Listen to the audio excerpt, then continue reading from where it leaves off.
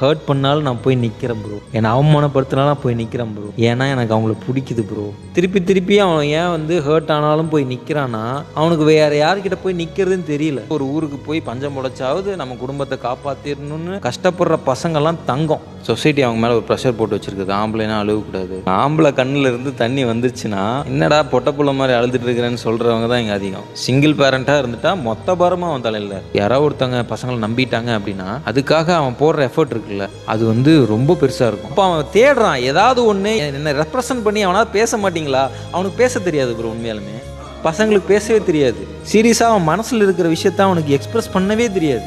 பசங்க அதிகமாக ஹர்ட் ஆகுறாங்க. ஆனால் ஹர்ட் ஆனாலும் அதுலேருந்து அவனுக்கு வெளியே வர்றது தெரிய மாட்டேங்குது. எனக்கு தெரியல, என்னால் முடியல, யாராவது ஹெல்ப் பண்ணுங்கன்னு தான் அவன் கேட்குறான். பசங்க வெக்கப்படுறதே அழகாக இருக்கும். ஆமாம், ஆனால் வெக்கப்படுறதுக்கான சான்ஸ் தான் கிடைக்க மாட்டேங்குது. எங்கே போனாலும் டக்குன்னு ஒருத்தர் வந்து சிரிச்சு எப்படி இருக்கீங்க அப்படின்னா போதும், சிரிக்கிறியே வா அப்படின்னு சொல்லி பேச ஆரம்பிச்சார். என்னடா பையன் நடந்துட்டு சிரிக்கிற நீயே?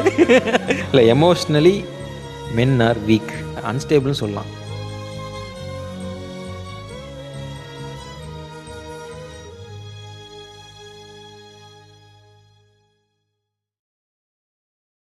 ஸோ அப்போ இதில் எமோஷ்னலி வீக்கு எமோஷ்னலி ஸ்ட்ராங்குங்கிற அந்த ஆப்ஷனே வந்து இருக்கிறதில்ல. ஸோ அவங்க எமோட் பண்ணணும்னு நினச்சாலுமே அது வந்து சொசைட்டியோட ப்ரெஷர்னாலையும் சரி, இல்லை சம்திங் அவங்க நினைக்கிற விஷயத்த சொல்ல முடியாமல் போகிறதுனாலும் தான் சரி, அவங்களால அதை பண்ண முடிய மாட்டேங்குது. ரொம்ப முக்கியமாக சொசைட்டி அவங்க மேலே ஒரு ப்ரெஷர் போட்டு வச்சுருக்குது. ஆம்பளைனா அழுகக்கூடாது, ஆம்பளைனா வந்து எதுவும் எக்ஸ்ப்ரெஸ் பண்ணக்கூடாது அப்படின்னு சொல்லிட்டு பயங்கர ப்ரெஷரை போட்டு வச்சுருக்காங்க. ஆம்பளை கண்ணில் இருந்து தண்ணி வந்துச்சுன்னா என்னடா பொட்டப்புள்ள மாதிரி அழுதுட்டு இருக்கிறேன்னு சொல்கிறவங்க தான் இங்கே அதிகம்.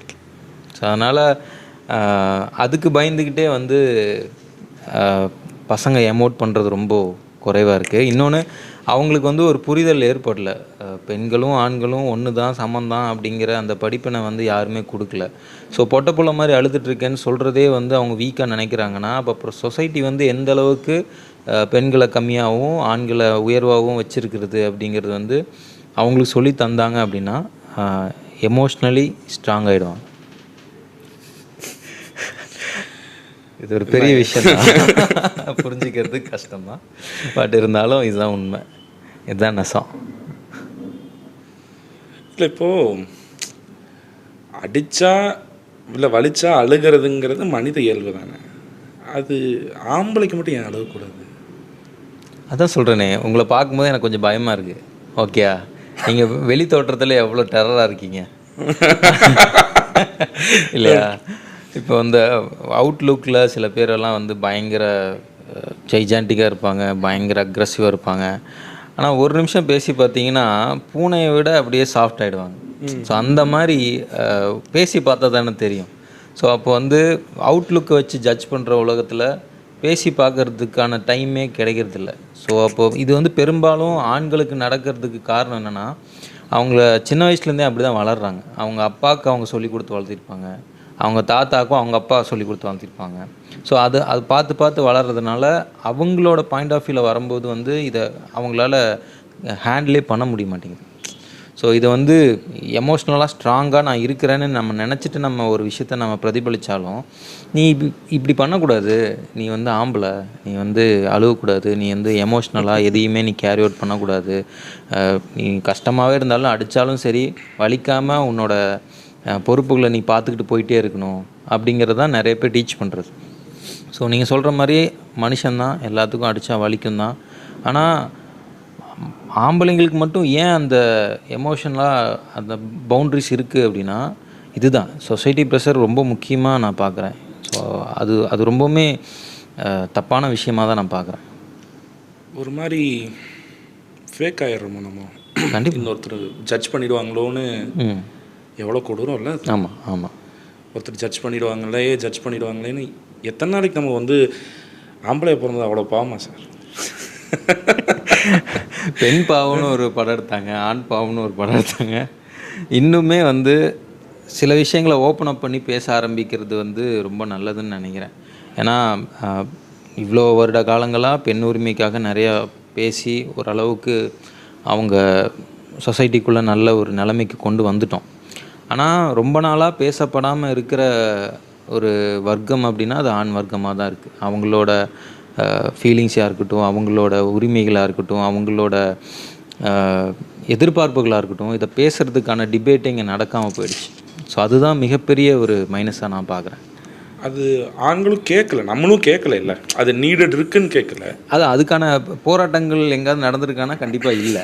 பெண்களுக்காக நிறையா போராட்டங்கள் உரிமை சார்ந்து நிறையா நடந்திருக்கு. பட் ஆண்கள் வந்து அது ஏன்னா இருக்கிற வேலையே பெருசாக இருக்குது. இதில் வந்துட்டு என்னோடய உரிமைக்காக நான் போராடுறேன்னு ஆண்கள்லாம் உள்ளே வருவாங்க. எனக்கு தெரிஞ்சு இனி ஃப்யூச்சர்லாம் நடந்தாலும் நடக்கும். பட் இருந்தாலும் நான் சொல்கிறேன், இந்த ஃபேக்குங்கிறது வந்து ஆண்களுக்குள்ளே இல்லை, அவங்களுக்குள்ள ட்ரூவாக தான் இருக்காங்க. ஆனால் அந்த ட்ரூத்னஸை எப்படி நான் வெளிக்காட்டுறதுங்கிறது அவங்களுக்கு தெரிய மாட்டேங்குது. ட்ரூத்தாக இருந்தாலுமே அதையும் ஃபேக்குங்கிறாங்க. அதுதான் பிரச்சனையாக இருக்குது. இப்போ நான் உண்மையாலுமே நான் வந்து எனக்கு அழுக வருது அப்படின்னா, ஒரு 10 பேர் இருக்கிற சபையில் எனக்கு வந்து என் மனசு கஷ்டமாக இருக்குது, நான் அழுகணும்னு நினச்சாலும் அழுக முடிய மாட்டேங்குது. அப்படியே அழுதாலும் ஏன்டா கூட்டத்தில் நடிச்சிட்ருக்கே அப்படின்னு சொல்கிறாங்க. இதே ஒரு பெண்கள்கிட்ட இந்த கேள்வி வருமானா வராது. அப்போது ஆண்கள் எங்கே எதை ரியாக்ட் பண்ணும், எப்படி ரிஃப்ளெக்ட் பண்ணும், அவங்களோட எமோஷன்ஸை எப்படி கேரி பண்ணணுன்னே அவங்களுக்கு தெரிய மாட்டேங்குது. ஸோ அது சொல்லி கொடுக்கறதுங்கிறது நம்ம சின்ன வயசுலேருந்து அது பண்ணணும். இப்போ நம்ம இப்போ ஒரு வீட்டில் ஒரு பொன் குழந்தை இருக்குது, இல்லை ஒரு பையன் இருக்கான் அப்படின்னா, பெண்களுக்கு பொண்ணு குழந்தைக்கு நம்ம அத்தனையும் பார்த்து பண்ணுவோம். ஆனால் ஆம்பளை பையனுக்கு நம்ம என்ன பண்ணுறோங்கிறதே தெரியல.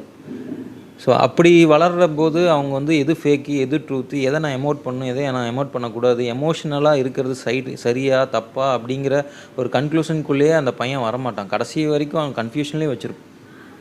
ஸோ அதுதான் வந்து ரொம்ப பெரிய மைனஸாக இருக்குது. ஸோ அதை ஃபஸ்ட்டு மாற்றணும்னு நினைக்கிறேன். இப்போ இதில் பார்த்தீங்கன்னா, பெண்களுக்கு ஒரு பவுண்ட்ரிஸ் வச்சாங்க, அது தப்புன்னாங்க, உடைச்சாங்க, எல்லாம் பண்ணாங்க. ஆம்பளைக்கு ஒரு பவுண்ட்ரிஸ் இருக்குங்கிறது முதல்ல நமக்கே தெரியாது. வளர்க்கப்படுறதே அப்படி தான். ஆமாம். ஆம்பளை பையன் வழி தாங்கணும், ஆம்பளை பையன் வீட்டை பார்த்துக்கணும், ஆம்பளை பையன் இது பண்ணணும், ஆம்பளை பையன் அது பண்ணணும். அப்போ இந்த ஆம்பளை பையனுக்கு இத்தனை பண்ணணுங்கும்போது இதெல்லாம் எப்போ மாறவே மாறாது இல்லையா? இல்லை, இது மாறுறதுக்கான சூழ்நிலை எனக்கு தெரிஞ்சு கொஞ்சம் வருஷம் ஆகும். ஏன்னா இப்போ தான் வந்து ஒரு அளவுக்கு கொஞ்சம் ஓப்பன் அப் ஆகிற மாதிரி இருக்குது. ஏன்னா நான் எப்படி இருந்தாலும் பரவாயில்ல, நான் அதை எமோட் பண்ணுவேன்னு இப்போ தான் முன்னாடி வராங்க. அதுவும் சொற்பமான பர்சன்டேஜ் தான். குடும்ப பாரம் உங்கள் மேலே ஏறிச்சு அப்படின்னாலே ஆட்டோமேட்டிக்காக எல்லாத்தையும் இழந்துட்டு தான் நிற்க வேண்டியது இருக்கும். ஸோ அந்த மாதிரி சொசைட்டியாக இருக்கட்டும், ஃபேமிலி ஸ்ட்ரக்சராக இருக்கட்டும், அது அப்படி தான் இருக்குது. ஸோ அந்த மாதிரி வளர்கிற ஒரு பையனோட லைஃப் வந்து எனக்கு தெரிஞ்சு இப்படி தான் இருக்கும். ஸோ டோட்டலாகவே ஸோ அவனால் எமோஷ்னலாக ஓப்பனப்பாக இருக்க முடியாது. ஒன்றும் இல்லை, ஒரு எக்ஸாம்பிள் சொல்கிறேன். இப்போ எனக்கு ஒரு பொண்ணை பிடிச்சிருக்குன்னா, அந்த பொண்ணை பிடிச்சிருக்குன்னு போய் சொல்கிறதுக்கே ஒரு பையனுக்கு தைரியம் வராது. பட் அது ரொம்ப அடிப்படையான விஷயம் எனக்கு தெரிஞ்சு. எனக்கு உன்னை பிடிச்சிருக்குன்னு சொல்கிறதுல என்ன ஒரு தயக்கம் இருக்குங்கிறது தெரில. பட் அதை சொல்கிறதுக்கு கூட அவங்களால முடியல அப்படின்னா, அவன் எந்த அளவுக்கு இன்செக்யூர்டாக வளர்க்கப்பட்டிருக்கான், எந்த அளவுக்கு அவன் இன்ஃபீரியராக வளர்க்கப்பட்டிருக்கான்னு ஒன்று இருக்குல்ல. ஒன்றும் இல்லை, சிம்பிளாக பார்த்தா பிடிச்சிருக்கா, இல்லை பிடிக்கல, ஓகே அப்படின்ட்டு போகிற அளவுக்கு நம்மளுக்கு வந்து இன்னும் அது கற்பிக்கப்படலன்னு நினைக்கிறேன். ஸோ அந்தளவுக்கு வந்துட்டால் நீங்கள் கேட்குற கேள்விக்கு சரியான பதில் கழிச்சிடும். அதான் இது எங்கேருந்து மாறுங்கிறதே ஒரு பெரிய கொஸ்டின். ஆமாம். நீங்கள் சொன்னீங்க ஆக்சுவலாக லவ் பண்ணால் போய் வீட்டில் சொல்கிறது, சரி அது கூட ஓகே, அதாவது ஒரு ஜாலியான ஒரு வைப்பு, ஒரு மாதிரி பசங்க. ஆனால் பசங்களுக்கும் அம்மாவுக்கும் இருக்கிற பாண்டிங் ஒன்று. ஆமாம். ஆனால் அந்த அம்மாட்டையே ஃபார் எக்ஸாம்பிள் அந்த பொண்ணு விட்டுட்டு போயிடுச்சு அப்படின்னா வீட்டில் போய் சொல்லக்கூட முடியாது. அந்த அம்மா எப்படி ஜட்ஜ் பண்ணுவாங்கன்னு பசங்களுக்குள்ளே வந்து அது உள்ள ஒரு மாதிரி ஓட ஆரம்பிச்சிடுறது. இன்னொரு அதுக்கு முக்கியமான காரணம் என்னென்னா, நம்ம அம்மா கிட்ட சொல்கிறதுக்கு முன்னாடி நம்ம பசங்கிட்ட ஃப்ரெண்ட்ஸ்கிட்ட சொல்லிடுவோம். இந்த மாதிரி கமிட் ஆனாலும் ஃப்ரெண்ட்ஸ்கிட்ட தான் சொல்லுவோம், பிரேக்கப் ஆனாலும் ஃபஸ்ட்டு ஃப்ரெண்ட்ஸுக்கு தான் தெரியும். ஸோ அப்படி சொல்லும்போது அவங்கக்கிட்டேருந்து வர ஃபஸ்ட் ரியாக்ஷன் இருக்குல்ல, அந்த ஃபஸ்ட் ரியாக்ஷன்லேயே அவன் முடிஞ்சிருவான். பிரேக்கப் ஆகிடுச்சின்னு சொல்லும்போதே சில பேர் வந்து அடுத்தது பார்த்துக்கலான்னு சிலதை என்கரேஜ் பண்ணுவான். சில பேர் வந்து இதில் என்னடா இன்னொன்று சொல்லுவான். இன்னொருத்த என்ன சொல்லுவான்னா, ஏன்டா ஒரு ஃபிகரை கூட உன்னால் மெயின்டைன் பண்ண முடியல, நீ எல்லாம் என்னடா பையன் அப்படிங்கிற மாதிரி சொல்லுவான். இப்போது நல்லதாக சொன்ன எல்லா விஷயமே அவங்களுக்கு மைனஸ் ஆகிடும். கடைசியாக ஒருத்தன் சொன்னான் பார்த்தீங்களா, இது மைண்டில் நின்றும். ஸோ அப்போது நான் வந்து எதுக்குமே கேப்பபிள் இல்லையா, நான் வந்து ஒரு ரிலேஷன்ஷிப்பை கூட நான் கேரி அவுட் பண்ண முடியாத அளவுக்கு தான் நான் இருக்கிறேன்னா, அப்போது அந்த பசங்களுக்குள்ளே சப்போர்ட் பண்ணிக்கிற அந்த மென்டாலிட்டி கம்மியாகுங்கள. ஸோ அவன் எல்லாத்துக்கிட்டேயும் சொல்கிறது அது வந்து ரொம்பவுமே கம்மியாயிடுது. அதனால தான் அம்மா கிட்ட சொல்கிறதுக்கே அவங்களால முடிய மாட்டேங்குது. ஸோ அந்த ஒரு மென் சப்போர்ட் பண்ணுற அந்த குவாலிட்டிஸ்ன்னு இருக்குல்ல, இதுவே உமன் சப்போர்ட் பண்ணாங்க. நான் ஒரு வீடியோவில் கூட சொல்லியிருப்பேன். என்னென்னா, இப்போது ஒரு பொண்ணு வந்து ஒரு மேக்கப் பண்ணிட்டு வராங்கன்னா அதை அக்னாலேஜ் பண்ணுறதுக்கும் அப்ரிஷியேட் பண்ணுறதுக்கும் ஒரு பொண்ணு வந்து முன் வருவாங்க.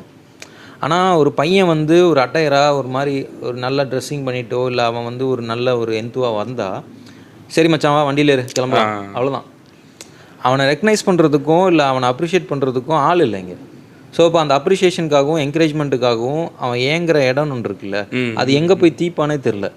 அதை சேர்த்து வச்சு அவங்ககிட்ட ஒரு எரிமலை மாதிரி ஒரு உள்ளே ஒன்று கிளம்பிட்டே இருக்கும். அது எங்காவது ஒரு பக்கம் வெடிக்கும் லாஸ்ட்டு. ஆமாம். ஸோ அந்த அப்ரிஷியேஷன் தான். இப்போ மனுஷனாக இருந்துட்டாலே அது வந்து அந்த அப்ரிஷியேஷனுக்காக ஏங்குற ஒரு இடம் இருக்கும். அது ஆம்பளையாக இருக்கட்டும் பொம்பளையாக இருக்கட்டும், அது பிரச்சனை இல்லை. பட் அது கேர்ள்ஸுக்கு கொஞ்சம் ஈஸியாக கிடச்சிருதோன்னு எனக்கு தோணுது. அது நிறையா அந்த ரிலேஷன்ஷிப், அந்த கேர்ள்ஸுக்கும் இருக்க ஃப்ரெண்ட்ஷிப் வந்து நம்ம பார்க்குறதே வந்து ரொம்ப அழகாக இருக்கும். கைப்பிடிச்சிட்டு நடப்பாங்க, ரொம்ப வருஷமாக அவங்க ஃப்ரெண்ட்ஸாக இருப்பாங்க, தோள் மேலே கை போட்டு பேசுவாங்க, முத்தம் கொடுத்துப்பாங்க. ஸோ இதெல்லாமே ஆமாம், நீங்கள் சொசைட்டியில் பார்க்குறீங்கனாலும் சோஷியல் மீடியாவில் பார்க்குறீங்கனாலும் நான் கேர்ள்ஸ் கிட்ட பேசும்போதும் அது அவ்வளோ அந்யூனமாக இருக்குது. அது ஒரு ட்ரூ ஃப்ரெண்ட்ஷிப்பாக இருக்குது. இது பசங்கக்கிட்ட வந்து அடி தட்டி அப்படிதான். பட் இது ஒரு டைப் ஆஃப் கல்ச்சர்னு வச்சுக்கோங்களேன் பசங்களுக்குள்ள. பட் இருந்தாலும் அதெல்லாம் தாண்டி எங்கே வந்து நிற்போன்னா, ஒரு அப்ரிஷியேஷனு, ஒரு கஷ்டப்பட்டால் வந்து தோல் கொடுக்கறது கண்டிப்பாக பசங்க தான், அதில் எந்த ஒரு மாற்றமும் கிடையாது. ஆனால் அந்த அப்ரிஷியேஷன் இருக்குல்ல, ஒன்று ஸ்டார்ட் பண்ணும்போது ஒரு அப்ரிஷியேஷன் வந்து ஒரு 5 ஃப்ரெண்ட்ஸ் இருக்காங்கன்னா ஒரு ஃப்ரெண்டுக்கிட்ட இருந்து மட்டும் தான் கிடைக்கும். ஸோ அங்கேருந்தே இது ஸ்டார்ட் ஆயிடுதுன்னு நினைக்கிறேன். ஸோ அது கொஞ்சம் மாறிச்சுன்னா அது இன்னுமே எல்லா பக்கமும் அது ரிஃப்ளெக்ட் ஆகும். இன்னொன்று பிரசாந்த் தலைவரே, ஆண்களுக்கு வந்து அட்டென்ஷன் கொடுக்கவே தெரிய மாட்டேதோன்னு தெரியல. இல்லை காலையிலேருந்து பார்த்தீங்கன்னா நீங்கள் எவ்வளோ அழகாக ட்ரெஸ் பண்ணியிருக்கீங்க, நான் சொல்லவே இல்லை. ஐயா நல்லா இருக்கீங்க, ஏன் நான் சொல்லிடுங்க. அது வேறு வழி இல்லைங்க. அவன் பார்த்தா என்ன பார்க்காட்டி என்ன, நான் என்ன சட்டை போட்டிருக்கேன் என்ன பண்ண அதெல்லாம் அவனுக்கும் தெரியாது. நான் பார்க்கும்போது நல்லா இருக்கேண்ணா ஓகே அப்படிங்கிற மாதிரி தான் அது பழகிடுச்சு. அந்த ரெக்கக்னைசேஷன் கொடுத்து பாருங்களேன், அது ரொம்ப அந்த டேவே அந்த பசங்களுக்கு ஸ்பெஷல் ஆக்கிடும். அது ரொம்பவுமே அழகாக இருக்கும். யாராவது ஒருத்தங்க பசங்க அந்த அப்ரிஷியேட் பண்ணி ஒரு டைம் பண்ணி பாருங்களேன், அது நல்லாயிருக்கும். நான் மேஜராக நான் ஏதாவது ஒன்று நல்லா இருந்துச்சுன்னா நான் பசங்க, ஏன்னா எங்கள் டீமுக்குலாம் நிறைய பேர் ஒர்க் பண்ணுறாங்க, ஏதாவது ஒன்று நல்லா இருந்துச்சுன்னா டப்புன்னு அப்ரிஷியேட் பண்ணுவேன். அவன் அந்த நாளே ஃபுல்லாக எனர்ஜியாக இருப்பான். அந்த எனர்ஜி வந்து எங்கேருந்து வருதுன்னே தெரியாது, ஆனால் அந்த ஒரு அப்ரிஷியேஷன் வந்து பயங்கரமான எனர்ஜியை கன்வெர்ட் ஆகும். ஸோ அது ஏதாவது ஒரு டைமில் எக்ஸாம்பிளாக பண்ணி பார்த்தீங்கன்னா உங்களுக்கு தெரியும். அது உள்ளுக்குள்ள பண்ணி விட்ருவோம். கண்டிப்பாக பண்ணி விட்ருவோம். அவனோட கஷ்டங்கள் எல்லாத்தையும் அடிச்சு தூக்கி க்ளவுட்ஸ் மாதிரி தள்ளி வீசி நீங்கள் வந்து சூப்பராக பண்ணுறடா, அவனுக்கே ஒரு இன்ஃபீரியர்லேருந்து ஒரு எக்ஸ்டீரியருக்கான ஒரு பாத் ஒன்று ஓப்பன் ஆகிடும். ஓ சூப்பர் வா அப்படின்னு பசங்க வெக்கப்படுறதே அழகாக இருக்கும். ஆமாம், ஆனால் வெக்கப்படுறதுக்கான சான்ஸ் தான் கிடைக்க மாட்டேங்குது நிறைய பசங்களுக்கு. பொண்ணுங்களை விட பசங்க சூப்பராக வெக்கப்படுவாங்க. அது நீங்கள் பார்த்து ரசிக்கும் போது உங்களுக்கு தெரியும். ஆனால் அதுக்கான வாய்ப்பே இங்கே கிடைக்க மாட்டேங்குது. நிறைய நோட் பண்ணுறீங்க தலைவர், நிறைய நோட் பண்ணுறீங்க. இப்படியெல்லாம் இருக்காது, நல்லா இருக்கு, கேட்கும்போது நல்லா இருக்கு. கரெக்டு. ஒரு பையன்கிட்ட ஒரு பொண்ணு ஒரு எதிர்பார்ப்பு இருக்குது, என்னை இவன் வந்து கவனிக்கணும் சொல்லணும்னு. ஆனால் அதே அந்த பொண்ணு அந்த பையனுக்கு பண்ணும்போது அது ஒரு ப்ளஸ் மூமெண்ட்டில். ஏன் வந்து ஒரு ஃபர்ஸ்ட் லவ் வந்து அவ்வளோ ஸ்பெஷலாக இருக்குது. பொண்ணுக்கு வந்து பசங்க வந்து பொண்ணுகளை வந்து அதிகமாக லவ் பண்ணி பிரேக்கப் ஆனாலும் அவங்க பின்னாடியே இருக்காங்கன்னா, அவனை ரசிக்கிற ஒரு பொண்ணாக அந்த பொண்ணு மட்டும்தான் இருந்திருக்கு. ஃபர்ஸ்ட் லவ், அந்த ஃபர்ஸ்ட் லவ் இருக்கட்டும், லவ்ங்கிறதே இப்போது அந்த பொண்ணு தான் வந்து அவனை அவ்வளோ ரசிச்சிருக்கு. அவனுக்கு சொசைட்டியில் கிடைக்காத எல்லா விஷயமும் அந்த பொண்ணுக்கிட்ட இருந்து மட்டும்தான் கிடச்சிருக்கும் போது அந்த பொண்ணை விடுறதுக்கான மனசே பசங்களுக்கு இருக்காது. எப்படி விடுவாங்க சொல்லுங்கள்? இது எல்லா பக்கமும் கிடைக்குது அப்படின்னா அந்த பிரேக்கப் ஆனாலும் பெரிய விஷயமா அது தெரியாது. ஒரே இடத்துலேருந்து மட்டும்தான் கிடைக்குதுன்னா அந்த ஒரு இடத்த பிடிச்சி வச்சுக்கணுன்னு தானே அத்தனை பசங்களும் ஆசைப்படுவாங்க. கண்டிப்பாக. ஸோ அதுக்காக தான் பசங்க ஏங்குறாங்க. ஸோ அது கொடுத்துட்டீங்க அப்படின்னா அந்த பிரேக்கப்புங்கிற விஷயங்கிறது கூட அவங்களுக்கு பெருசாக ஹர்ட் பண்ணாது. ஸோ தன்னை புரிஞ்சுக்கிட்ட ஒரு பொண்ணு தன்னை அப்ரிஷியேட் பண்ணுற பொண்ணு, தன்னை என்கரேஜ் பண்ணுற பொண்ணுன்னு ஒரு இருக்கு இல்லையா, அது ஏதோ ஒரு சூழ்நிலையால் பிரேக்கப் ஆகி போயிடுது, இல்லை அவன் லைஃப்லேருந்து போயிடுது அப்படின்னா அதுக்காக அவ்வளோ ஏங்குற பசங்க காரணமே இதுதான். இன்னொரு பொண்ணுக்கிட்ட அந்த ரசனை கிடைக்குமா அப்படின்னு ஏங்குற பசங்க அதிகம். ஏக்கம் பெரிய ரொம்ப பெரிய விஷயம். ஏன்னா எதுவுமே பார்க்க நீங்கள் ஒன்றும் இல்லை, நீங்கள் இப்போ நம்ம இந்த ஸ்டூடியோக்குள்ளே வந்துட்டோம், எந்த பசங்களை இங்கே ஒரு 5 பசங்க 6 பசங்க இருக்காங்கன்னு வச்சுக்கோங்களேன், அந்த 5 பசங்களும் சிரித்து நீங்கள் பார்த்தீங்களா இப்படியே இருப்பாங்க, இப்படியே பார்த்துட்டு ஆஃபீஸ்க்குள்ளே என்ட்ராகி போகிற வரைக்கும் இப்படி தான் இருப்பாங்க. அந்த சிரித்து பேசுகிற அந்த ஸ்பேஸ் இருக்குல்ல, அது இல்லை. உள்ள காலையில் லாகின் பண்ணுறான், ஒரு ஐடி கம்பெனிக்குள்ளே போகிறான், எல்லா வேலையும் செய்கிறான், வெளியே வரான், அப்படியே போகிறான், பைக் ஓட்டுறான், கார் ஓட்டுறான், எல்லாமே பண்ணுறான். ஆனால் மூஞ்சியோட எக்ஸ்பிரஷன் ஒரே எக்ஸ்பிரஷனாக தான் இருக்குது. அப்படிங்கும்போது அவன் மண்டைக்குள்ளே என்ன ஓடிட்டுருக்கும், என்னென்னா உள்ளே என்ன ப்ராசஸ் ஆகுதோ அதுதான் உங்களுக்கு வெளியே ரிஃப்ளெக்ட் ஆகும். ஓகே, மண்டை சுற்றிக்கிட்டே இருக்குது, எங்கே எங்கே எங்கே என்ன பண்ணு, அடுத்து என்ன பண்ணு அது காமாயி ஒரு செட்டிலாகி நிற்கவே மாட்டேங்குது. அப்போது ஒரு விஷயம் ஓடிட்டே இருக்கும்போது இல்லை, அதுக்கு ரெஸ்ட்டே இல்லாமல் ஓடிட்டே இருக்கும்போது இல்லை, அங்கே ஒரு ஸ்பேஸோ அங்கே காம்னஸுக்கோ இடமே இல்லை. ஸோ அந்த எப்போ உங்களுக்கு சந்தோஷமான ஃபீல் வரும்னா மனசில் அமைதி இருந்தால் மட்டும்தான் சந்தோஷம் வரும். ஸோ அப்படி ஒரு ஒரு ஒரு துளி சந்தோஷம் கூட இல்லாத ஒரு வர்க்கமாக ஆண் வர்க்கம் சுற்றிட்டு இருக்குது, அதுதான் உண்மை. ஸோ சும்மா நீங்கள் எக்ஸாம்பிள் நீங்கள் ஒன்றும் இல்லை, நீங்கள் என்னை பாருங்கள், இல்லை உங்கள் ஃப்ரெண்ட்ஸ் சர்க்கிளில் பாருங்கள், சும்மா அமைதியாக அப்சர்வ் மட்டும் பண்ணுங்கள். நீங்கள் ஏதாவது ஒரு கெட் டுகெதர் வைக்கிறீங்கன்னா ஏதாவது ஒருத்தனை நோட் பண்ணிக்கோங்க, வரானா உட்காரானா அவன் வேலையை பார்த்துட்டு போயிட்டே இருப்பான், அதை தாண்டி எதுவுமே பேச மாட்டான். இதை நீங்கள் அப்சர்வ் பண்ணிட்டீங்கன்னா போதும், தெரிஞ்சிடும் பசங்க எந்த நிலைமையில் இருக்காங்கன்னு தெரிஞ்சிடும். நான் நிறைய பார்க்குறேன், நிறைய இப்போது இந்த ஏஜில் தாண்டி வயசுக்கு மீறி இவங்களுக்கு இருக்கிற ப்ரெஷர் இருக்குது பாருங்கள். இப்போ நம்ம டீம்லேயே பார்த்தீங்கன்னா 22 வயசு 20 வயசு 28 வயசு பசங்க இருக்காங்க. நீங்கள் சொல்கிறீங்க சிரிக்க மாட்டேறானுங்க, வந்த வேலையை பார்க்குறாங்க. நான் இப்போ நிறைய பேர்த்த பார்க்குறேன், ஜோன் அவுட் ஆகிறாங்க. நிறைய பேச பார்த்தீங்கன்னா அதாவது ஃபிசிக்கலி ப்ரெசன்ட், மென்டலி ஆப்சன்ட். இப்படியே இருப்பான், அப்படியே ஸ்டில் அவுட்டில் நிற்பான். ஏய் தம்பி என்ன அப்படின்னா ஒன்றும் இல்லைண்ணே பைக் ஓட்டும் போது பைக் ஓடிக்கிட்டே இருக்கும், ஆனால் மைண்ட் அவனது எங்கேயோ போயிடும். அது நீங்கள் சொன்ன மாதிரி எவ்வளோ ப்ரெஷர் உள்ளே ஓடிக்கிட்டே இருக்கும்ல. அவனுக்கு முக்கியமாக என்னென்னா மேஜராக ஆசைப்பட்டது ஒன்று செய்கிறது ஒன்றா இருக்கும். பசங்களோட லைஃப்பை பொறுத்த வரைக்கும் ஆசைப்பட்டது ஒரு விஷயமா இருக்கும், செஞ்சிட்ருக்கிறது ஒரு விஷயமா இருக்கும், அவனோட கனவு இன்னொன்றா இருக்கும். ஓகேங்களா, அவன் காசுக்காக ஒரு விஷயம் பண்ணுவான், ஆனால் மனசு ஃபுல்லாக ஒரு இடத்துல இருக்கும், ஆனால் அவன் கனவுங்கிறது வேறு இடத்துல இருக்கும். ஸோ இது மூணுத்தையும் ஹேண்டில் பண்ணுறதுக்குள்ள நம்ம என்ன பண்ணிகிட்ருக்கோம், சரியாக தான் பண்ணுறோமா, நம்ம அடுத்து என்ன பண்ணணும், இப்படியே போனால் நம்ம லைஃப் என்ன ஆகும், இப்படியே போனால் செத்து போகிற வரைக்கும் இதே தான் பண்ணிகிட்டு இருப்போமா, காசுக்காக மட்டும்தான் நான் ஓடிட்டுருக்கிறேன்னா, இல்லை வேறு யாராவது வந்து என் கை பிடிச்சி தூக்கி விட மாட்டாங்களா, நான் லவ் பண்ணால் நல்லா இருக்குமா, லவ் பண்ணுறதுக்கு எனக்கு பொண்ணு கிடைக்குமா, கல்யாணம் பண்ணுறதுக்கு பொண்ணு கிடைக்குமா, இத்தனை விஷயம் நீங்கள் ஓடும்போது ஜோன் அவுட் தான் ஆவான். முதல்ல அந்த மனுஷன் இருப்பானான்றதே தெரியாத மாதிரி. இப்போ நான் பேசவே நான் ஜோன் அவுட் ஆகிட்டேன், நான் என்ன பேசிட்டு இருக்கேன்னு எனக்கு தெரியல.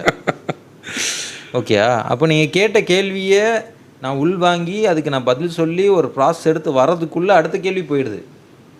அப்புறம் எப்படி நான் ப்ராசஸ் பண்ண முடியும்? ஏன்னா இத்தனை ரோடு ஃபுல்லாக டிராஃபிக்காக இருக்கும்போது என் ஒத்த சைக்கிளை வச்சுட்டு நான் என்ன பண்ண போகிறேன் அப்படிங்கிற ஒரு மைண்ட் செட் இருக்குல்ல, அது ரொம்பவுமே கஷ்டமான மைண்ட் செட். ஸோ இத்தனை ப்ரெஷரையும் அவன் ஹேண்டில் பண்ணும்போது கண்டிப்பாக ஜோன் அவுட் ஆகி தான் அவன்.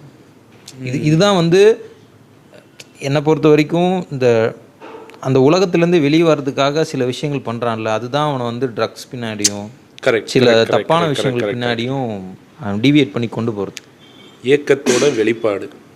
அவன் ரொம்ப பீஸ்ஃபுல்லாக இருக்காங்கன்னு நினச்சிட்டு இருக்கான், பட் உண்மையாலுமே அது இல்லை. அது ஒரு 1% சந்தோஷம்தான். இதுவே நம்ம அவனுக்கு ஒரு சப்போர்ட் கொடுத்து அவனோட லைஃபுக்கு ஏதாவது ஒரு வழி பண்ணி ஃபேமிலி சைட்லேருந்து ஒரு சப்போர்ட் கிடச்சிதுன்னா அவனுக்கு இந்த ஒரு மேட்டரே தேவைப்படாது, தூக்கி வீசிட்டு அவன் பாட்டுக்கு போயிட்டே இருப்பான். ஆனால் அதுக்கான பொருளாதார சூழ்நிலையும் சரி, அவனுக்கான சப்போர்ட் இருக்குல்ல, சப்போர்ட் சிஸ்டம், அந்த சப்போர்ட் சிஸ்டமும் கிடைக்க மாட்டேங்குது. ஸோ அதுதான் மிகப்பெரிய ஒரு மைனஸாக நான் பார்க்குறேன். நானுமே அதான் பார்க்குறேன். ஆக்சுவலாக நீங்கள் சொன்னீங்க ஃபேமிலி சப்போர்ட் ஒன்று, இங்கே ஃபேமிலி அவனுக்கு அகேன்ஸ்ட் தான். நீங்கள் நல்லா பாருங்கள், ஒரு பையன் மினிமம் ஒரு காலேஜ் முடிச்சுட்டு வரான்னு வைங்க, ஒரு 21-22 வயசுக்குள்ளே வருவான். அவன் 22லேருந்து 28க்குள்ளே தான் அவன் லைஃப்பை பார்ப்பான், ஃபெயிலியரை பார்ப்பான், எல்லாமே. அது என்ன 25க்குள்ளே மட்டும் நீ வந்து கார் வாங்கிடணும், வீடு வாங்கிடணும், தொழிலில் பெரிய ஆளாயிடணும், செட்டில் அவன் என்ன பண்ணுவான்? நீங்கள் சொன்ன மாதிரி தான், ஒரு லிமிட்டுக்கு மேலே ஃப்ரஸ்ட்ரேட் ஆகி இதெல்லாம் நம்மளால் பண்ண முடியாதோ அவன் ஒரு கில்ட்டுக்கு போய் தான் அவன் ட்ரக்குக்கு போயிடறான். இல்லை, ஒரு ஆர்டிஃபிஷியலான ஒரு ப்ரெஷரை கொண்டு வந்து தலையில் தூக்கி வச்சிட்டோமோ, அந்த 22லேருந்து 28க்குள்ளே அவனால் ஒரு லிமிட்டு தான் சுமக்க முடியும். ஆமாம். தூக்கி கொண்டு போய் நீ மொத்த ஃபேமிலி பாரத்தையும் சுமைங்கிறத தாண்டி அவன் மேலே மொத்த லோடும் இறக்குனா. ஏன்னா இது வந்து இப்போ இருக்கிற ஜென்ரேஷனுக்கு மட்டும் நடக்கல, இது வந்து அப்பாவுக்கு நடந்திருக்கு, தாத்தாக்கும் நடந்திருக்கு, அவங்களோட தாத்தாக்கும் நடந்திருக்கும்போது இது வழியாக வரக்கூடிய ஒரு ப்ரெஷர் தான். ஸோ இந்த ப்ரெஷரை தான் அவன் வந்து இப்போ ஹேண்டில் பண்ணிருக்கான். இப்போ பொறுத்த வரைக்கும் எனக்கு இப்போது டெக்னாலஜி ஏதோ ஒரு சப்போர்ட் பண்ணி அவன் ஏதோ பண்ணிக்கிறான்னு வைங்க. பட் இருந்தாலும் மேஜரான பசங்க வந்து இதுக்குள்ளே தான் மாட்டிகிட்ருக்காங்க, வேறு வழி இல்லை. ஏன்னா குடும்ப பொறுப்பு இப்போது வந்து ஃபேமிலியில் இருக்கிற பொண்ணும் சம்பாதிக்க முடியுங்கிற ஒரு ஸ்கோப் க்ரியேட் ஆகிருக்கிறதுனால சில பசங்களுக்கு ஒரு சப்போர்ட் இருக்குது. ஆனால் மேஜர் பசங்களுக்கு வந்து இது வந்து சப்போர்ட் கிடைக்க மாட்டேங்குது. எனக்கு அதுதான் இப்போ ஊர்க்காரங்களே இல்லாத ஊருக்கு போய் தன் குடும்பத்துக்காக கஷ்டப்பட்டு எப்படியாவது தன் குடும்பத்தை மேலே கொண்டு வந்துடணும்னு நினைக்கிற பசங்க தான் இங்கே அதிகம். ஆமாம். ஏன்னா ஊர்க்காரன் எங்காவது நம்ம வேலை என்ன வேலை செஞ்சாலும் பரவாயில்ல, நான் வந்து என் குடும்பத்தை காப்பாற்றிடணும் அப்படிங்கிற ஒரு மைண்ட் செட்டுக்குள்ளே தான் போகிறான். ஊர்க்காரன் கண்ணு முன்னாடி பட்டான் அவனுக்கு பதில் சொல்லியே மாறி அவனுக்கு வந்து என்னப்பா வேலை செய்கிற, சம்பளம் எவ்வளோ, ஊருக்கு வருவிய மாட்டியா, தங்கச்சி கல்யாணம் பண்ணலாமா வேண்டாமா, எத்தனை சொத்து சேர்த்து வச்சுருக்கிற, எப்போ ஊருக்கு வருவ, இத்தனையும் கேள்வியும் அவன் ஹேண்டில் பண்ணும். அப்போ ஊர்க்காரனே இல்லாத ஒரு ஊருக்கு போய் பஞ்சம் பொழைச்சாவது நம்ம குடும்பத்தை காப்பாற்றிடணும்னு கஷ்டப்படுற பசங்கள்லாம் தங்கம். ஓகேங்களா? அந்த தங்கமான பசங்களை இந்த மாதிரி ஒரு ப்ரெஷரை போட்டு அவனை ஒரு வாழ்க்கைக்கு அடுத்த ஸ்டேஜுக்கு கொண்டு போகவே முடியாத நிலைமைக்கு தான் நம்ம வச்சுருக்கோம். ஆனாலும் அதையெல்லாம் பொறுத்துக்கிட்டு மேலே வந்து சாதிக்கிற பசங்களும் இருக்காங்க. ஸோ அது ஏதோ ஒரு சப்போர்ட் சிஸ்டம் தான். அந்த ஒரு சப்போர்ட் சிஸ்டம் கிடைச்சா போதும் அவனால் என்ன வேணால் பண்ண முடியும். நீங்கள் 25 வயசில் வந்து குடும்ப பாரங்கிறது ரொம்ப பெரிய கஷ்டமான விஷயம். அதெல்லாம் நானும் தாண்டி வந்திருக்கேன். நான் தாண்டி வந்த நிறைய பேர்த்த பார்த்துருக்கேன். ஸோ 25 வயசில் வந்து அதுவும் சிங்கிள் பேரண்ட்டாக இருந்துட்டா முடிஞ்சிச்சு. சிங்கிள் பேரண்ட்டாக இருந்துட்டா மொத்த பாரமாக அவன் தலையில் தான் இருக்கும். இன்ட்டு 2x அவ்வளோதான், முடிஞ்சுது, அவன் வாழ்க்கையே முடிஞ்சுதுங்கிற மாதிரி இருக்கும்.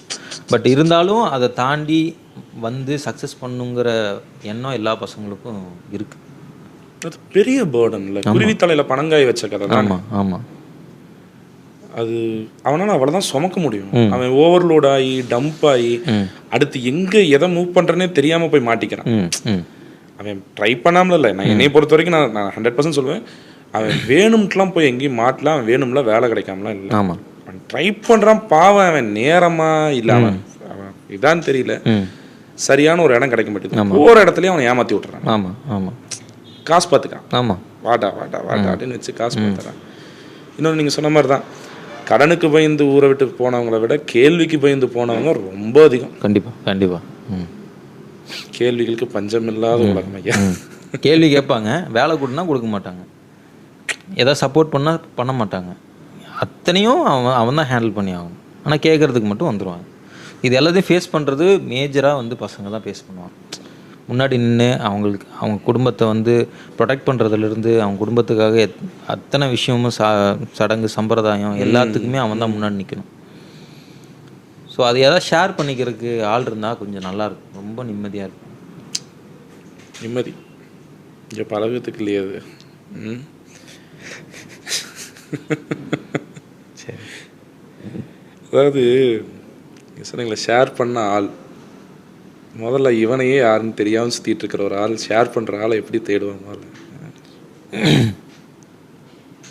செல்ஃப் ரியலைசேஷனுங்கிறது பெரிய டாபிக் தான். பட் அது வந்து பசங்களோட பாயிண்ட் ஆஃப் வியூவில் அடிக்கடி நடக்கும். செல்ஃப் ரியலைசேஷன் எல்லோரும் நைட்டில் தூங்குவாங்க அப்படின்னா இவனுக்கு அந்த நைட்டில் தான் செல்ஃப் ரியலைசேஷனே நடக்கும். ஒரு 10 மணிக்கு மேலே எல்லா வேலையும் முடிச்சுட்டு வந்து படுத்தான் அப்படின்னா கண்ணை மூடுறதுக்கு காலையில் 4 மணி ஆகிடும். மறுபடியும் 6 மணிக்கு எந்திரிச்சு ஓடணும். அந்த நைட்டு ஃபுல்லாக மண்டைக்குள்ளே ஓடுற விஷயம் இருக்குல்ல, அந்த ஒரு 5 hours 4 hours அந்த செல்ஃப் ரியலைசேஷனுக்கான டைமாக அவன் எடுத்துப்பான். நம்ம சரியாக தான் போயிட்டுருக்கோமா, என்ன பண்ணிகிட்ருக்கோம், அடுத்த மாதம் இந்த இஎம்ஐ இருக்குது, அடுத்த மாதம் கடங்காரன் வந்து வீட்டில் நிற்பான், அவனுக்கு ஒன்று பண்ணணும், நான் இப்போது வேலை செய்கிறது கம்பெனிலேருந்து வேறு கம்பெனி மாறினா எனக்கு சம்பளம் அதிகமாக கிடைக்குமா, இருக்கிற வேலையை விட்டு போட்டு இன்னொரு வேலைக்கு போனால் அந்த வேலை நிரந்தரமாக இருக்குமா, இத்தனை விஷயமும் அந்த 4 மணி நேரம் 10 மணிலேருந்து 3 மணி 4 மணி வரைக்கும் அவன் யோசிக்கிறது தான். இது பசங்களுக்கு அடிக்கடி நடக்கும், டெய்லி நடக்கும் செல்ஃப் ரியலைசேஷன். ஆனால் செல்ஃப் ரியலைசேஷன் நடந்தாலும் அவனால் வெளியே வர முடியாது. மறுபடியும் அதே ட்ராப்புக்குள்ளே தான் போய் மாட்டோம். Sleepless night. ஆமாம், ஸ்லீப்லெஸ் நைட் கொடூரமான விஷயம். ஆமாம். இந்த 6 to சாயங்காலம் ஒரு 8 மணி 8லேருந்து காலையில் பிரம்ம முகூர்த்தம் வரைக்கும் ஆமாம் மனசுக்கும் மைண்டுக்கும் நடக்கிற ஒரு போராட்டம் இருக்கு. ஆமாம் ஆமாம். இன்னைக்கு பிரசாந்த் நான் பார்க்குறேன், நிம்மதியான தூக்கங்கிறது இன்னைக்கு பல பேர்த்துக்கு ஒரு கனவு. நீங்கள் ஒரு நாள் ஃபீல் பண்ணியிருக்கீங்களா, கையில் காசு இல்லாமல் அடுத்த நாள் ஒரு கமிட்மெண்ட்டையோ ஏதோ ஒன்று இருக்கும், நம்மளை நம்பியிருப்பாங்க, அதை நம்ம போய் பார்க்கணும், அந்த டைமில் தெரிஞ்சவங்க கிட்ட கூட கடன் கேட்குறக்கு அவ்வளோ யோசிக்கும் போதே ஃபஸ்ட் ஒரு கேட்கலாமா வேணாமா யோசித்து தயங்கும் போது ஒரு பெயின் வரும். ஆமாம். அது பெட்டில் படுத்துருக்கும் போது அது அப்படியே கண்ணில் அப்படியே வலிஞ்சு அந்த தலகாணியோட போய்தணும். ஆமாம். ஆண்களுடைய அழுகையை தலகாணி தெரிஞ்சுக்கிட்ட அளவுக்கு வேற எவனும் தெரிஞ்சுக்க மாட்டான். கண்டிப்பாக இல்லை? கண்டிப்பாக. நிம்மதியாக தூங்கி எவ்வளோ நாள் இருக்கும் இந்த பசங்களுக்கு? ஒரு நிம்மதியான தூக்கங்கிறது எவ்வளோ ஒரு வரப்பிரசாதம் இல்லை? பசங்கிட்ட அதுக்கு ஆன்சர் இருக்குமான்னு தெரியல. பட்டு அவங்க கம்ஃபர்ட்டாக இருக்கிற அந்த டைம் இருக்குல்ல, அது வந்து அவங்க சொந்த வீட்டில் இருக்கும்போது தான். எங்கே எல்லாம் ஊர் சுற்றிட்டு வந்தாலும், ஏன்னா மோஸ்ட் ஆஃப் த பசங்க வந்து ஒரு டைமுக்கு மேலே அவங்க வீட்டில் இருக்கிறதில்ல. வேலை தேடி எங்கேயாவது போகணும், இல்லை ஏதாவது ஒரு வேலைக்கு வெளிநாடோ வெளியூரோ இந்த மாதிரி போக வேண்டிய சுச்சுவேஷன் வரும். திருப்பி வந்து வீட்டுக்குள்ளே படுக்கும்போதுன்னு ஒன்று இருக்குல்ல, அந்த ஒரு இருக்கிறதே 1 நாள் 2 நாள் தான் இருக்கும் அதிகபட்சம். மறுபடியும் ஓடணும். ஸோ ஏதாவது ஒரு விஷயத்துக்காக வராங்க, இல்லை அம்மா பார்க்கணுன்னு தோணுச்சுன்னா வராங்க, படித்து முடிச்சுட்டு ஹாஸ்டல்லேருந்து வராங்க அப்படின்னா வீட்டில் வந்து அந்த 1 நாள் 2 நாள் அப்படிங்கிறது அவங்களுக்கு வந்து ஒரு சொர்க்கம் மாதிரி இருக்கும். மறுபடியும் வந்து நிம்மதியான தூக்கத்தை தொலைச்சிட்டு மறுபடியும் ஓட வேண்டியதாக இருக்கும். ஸோ நிம்மதியான தூக்கங்கிறது ரொம்ப ரொம்ப ரேர். எனக்கு தெரிஞ்சு 1% 2% தான் பசங்களுக்கு கிடைக்கும். அதான் இப்போது நீங்கள் சொல்கிறது ஒரு பர்சன்ட் ஓகே. நான் இன்றைக்கி நான் சொல்கிறேன் பார்த்தீங்களா, அந்த 20s இன்றைக்கி ஒரு வேர்டு இன்றைக்கி நிறைய கிளினிக் பார்க்குறேங்க பிரசாந்த். கோயம்புத்தூர் ஃபுல்லாக நம்ம ஏரியா ஃபுல்லாக பார்த்தீங்கன்னா ஒரு கிளினிக்ஸ் வந்து நிறையா வருது. டிப்ரெஷனுக்கு, இன்சோமீனியா, ஸ்ட்ரெஸ்ஸு, இதுக்கு அடிப்படை ஒரு மனுஷன் நல்லா தூங்கலை. நம்ம நார்மலாக படுத்தா தூங்குற விஷயம் எல்லோரும் சொல்கிறது, தூங்க மாட்டியாடா அப்படின்றது. 20 வயசில் இருக்கிறவனுக்கு தூக்கமே இல்லையா? ஆமாம். 20 வயசு ஆம்பளை பசங்களுக்கு தூக்கமே இல்லை. 20லேருந்து ஆரம்பித்து 28க்கும் அப்படி தான். யோசிச்சுக்கிட்டே இருக்கான். என்ன யோசிக்கிறான்னு தெரியல. ஓவர் திங்க் பண்ணி ஒரு லிமிட்டுக்கு மேலே இதாகிட்டான். லைக் நாங்கள் முன்னாடி பேசிகிட்டு இருந்தோம், ஒரு மனுஷனுக்கு ஒரு 3 விஷயம் இம்பார்ட்டண்ட்டாக இருக்கும் பசங்களுக்கு. ஒன்று வந்து கெரியர், இன்னொன்று ரிலேஷன்ஷிப், 3வது வந்து பார்த்திங்கன்னா ரெஸ்பான்சிபிலிட்டி. இந்த 3ல் ஏதாவது ஒன்று பிரச்சனை பண்ணால் பரவாயில்ல, 3மே பிரச்சனை. 3 ஒரே நேரத்தில் வச்சு செஞ்சு பிரச்சனை பண்ணால் சாலாம் மறுகே மத்தல அடிக்கிற சவுண்டு தான் அதிகமாக கேட்கும் மண்டைக்குள்ள. சாவு மேலாம் அப்படிதான் இருப்பாங்க. இறக்கம் இல்லாமல் போயிடுச்சு பசங்க. இப்போ பாருங்களேன், நம்ம இந்த பாட்காஸ்ட் பாட்டு ஓவர் க்ளோரிஃபை பண்ணுறாங்க பசங்க. இல்லை, இன்னொன்று எனக்கு வந்து நிறைய கமெண்ட்ஸ் எல்லாம் வருங்க. என்னென்னா கேர்ள்ஸும் இப்படி தானே. நான் ஏதாவது பசங்களை பற்றி வந்து வீடியோஸ் போட்டேன் அப்படின்னா கேர்ள்ஸ் இப்படி தான் இருக்கும் நிறைய கமெண்ட்ஸ் வரும். பட் நான் வந்து அதுக்கு ரிப்ளை பண்ண மாட்டேன். காரணம் என்னென்னா, நான் ரொம்ப தெளிவாக இருக்கேன், பசங்களுக்காக வாய்ஸ் அவுட் பண்ணுறதுக்கு யாரும் இல்லை, பசங்களை பற்றி பேசுறதுக்கு யாரும். இப்போது யாராவது ஒருத்தங்க கேர்ள்ஸை பற்றி பேசுகிறாங்கன்னா பசங்க அங்கே போய் இந்த மாதிரிலாம் பண்ண மாட்டாங்க. பசங்களுக்கும் அப்படி தான் இருக்குன்னு பண்ண மாட்டாங்க. பட் பசங்களுக்காக ஏதோ ஒன்று பேசணும்னு வச்சுக்கோங்களேன், அது உண்மை தான், அவங்களுக்கும் அப்படி தான் இருக்குது. ஆனால் கம்பேரிட்டிவ்லி வாய்ஸ் அவுட் பண்ணுறது ஒரு பர்சன்டேஜ் இருக்குல்ல, அது வந்து பெண்களுக்கு அதிகமாக இருக்குது. அந்த சப்போர்ட் சிஸ்டமை எல்லாருமே சேர்ந்து உருவாக்கியிருக்கோம். பட் இந்த பக்கம் பார்த்தீங்கன்னா மேஜராக பசங்களுக்காக அந்த மாதிரி எந்த ஒரு சிஸ்டமும் க்ரியேட் பண்ணி வைக்கல. ஸோ ஏதாவது ஒரு தப்பு நடந்ததுன்னா இம்மிடியட்டாக அங்கே ஒரு பையன் இருக்கானா டார்கெட் ஃபுல்லாக அந்த பக்கம் தான் போகும். அவன் பண்ணல, அந்த தப்பே பண்ணலைன்னாலும் அந்த டார்கெட்டுங்கிறது டப்புன்னு அந்த பக்கம் தான் போகும். அது வந்து ஒரு சொசைட்டியோட ஒரு தவறான மனநிலை. அவன் வந்து செஞ்சுருப்பானா செஞ்சுருக்க மாட்டானான்னு ஒரு இன்வெஸ்டிகேஷன் வைக்காமையே உடனே ஒரு அலிகேஷன் அவன் மேலே போயிடும். அப்போது இந்த மாதிரி ஒரு சூழ்நிலையில் தான் இருக்காங்க. ஸோ இப்படி இதையும் ஹேண்டில் பண்ணி தான் ஆகணும் அவங்க. ஸோ அப்படி இருக்கிற பட்சத்தில் ஒரு சப்போர்ட் சிஸ்டம் க்ரியேட் பண்ணிவிட்டு நம்ம அவங்களுக்காக ஏதாவது ஒன்று பண்ணுறதுக்குன்னு ஒரு டைம் இருக்குல்ல, அது ரொம்ப எனக்கு தெரிஞ்சு ஒரு யுகமே ஆகும்னு நினைக்கிறேன்.